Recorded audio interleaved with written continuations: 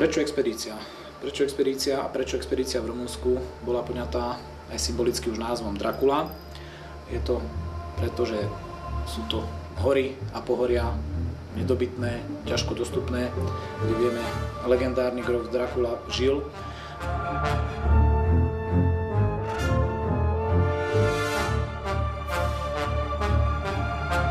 Je to výzvou pre každého, kto sa snaží žiť off-road. Tento životný štýl je v podstate neohraničený vekom. Podmienkou je v podstate mať ten vzťah k prírode a samozrejme mať vozidlo typu off-road, to znamená mať ho dostatočne vybavené, aby dokázalo absolvovať brodenie blatom, brodenie riekou, brodenie snehom. Musí byť vybavené samozrejme navijákom o dostatočnej nosnosti, musí byť vybavený kvalitnými pneumatikami, ktoré sú určené do ťažkého blata, do ťažkého terénu. Musí byť vybavený špeciálnym podvozkom, mal by mať pevný rám na karosérii, samozrejme expedičná záhradka pre tvrdé a ťažké noci, kde býva umiestnený expedičný stán, samozrejme zvýšené nasávanie, tzv. Šnorchel, ktorý nás zabezpečí bezpečný prejazd a bezpečné brodenie cez rieky a vody.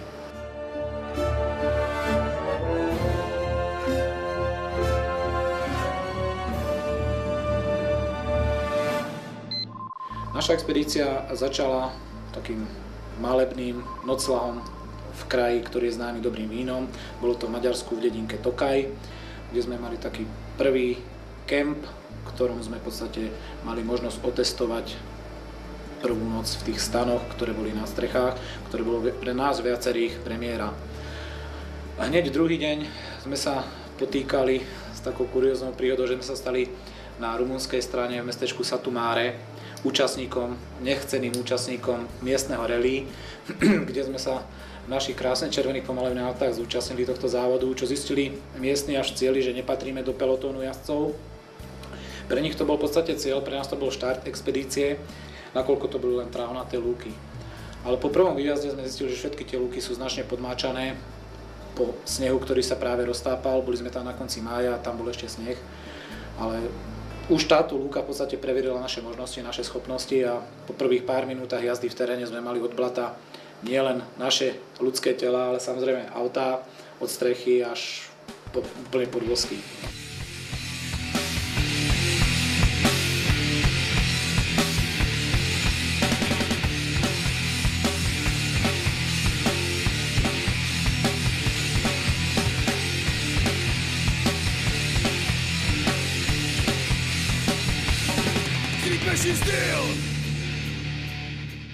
Boli samozrejme aj chvíle humorné, keď sme sa dostávali v podstate kvázi na ľahký kopec a došlo k tomu, že auto sa veľakrát prevrátilo na bok a museli sme zapojiť nielen navijáky do činnosti, ale samozrejme aj ľudský a silu.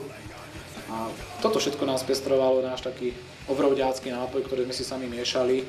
Nazvali sme ho Papúch. Je to zmes whisky, červeného vína a Coca-Coly. Takže ten nám dodával vždy takú energiu. A bolo to také palivo pre nás, naše ľudské síly, keď auta išli na naftu. Kto ví, o čem to je, a mi to ukáže, možná, že šťastí bude mít. Ja nevím, co se...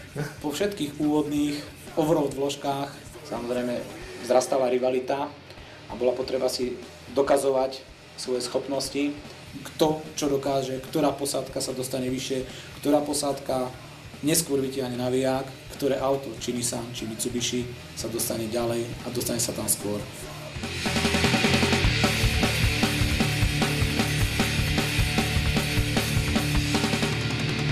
Tady jsem já, tady seš ty, no tak teď posuď, kdo je na tohlí.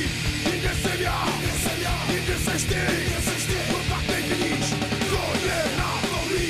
Tady jsem já, tady seš ty, no tak teď posuď. Nasledujúce dni nás presvedčili o tom, že nemusíme sa uštengrovať, nemusíme sa hecovať a toho adrenalínu, toho rizika sme si užili tak, že sme sa radšej už neštengrovali. Omyl, ale hneď ďalší deň sme si uvedomili, ako hlboko sme sa mýlili a ten terén, ktorý sme museli absolvovať, bol oveľa náročnejší. Takto by som to nejak povedal.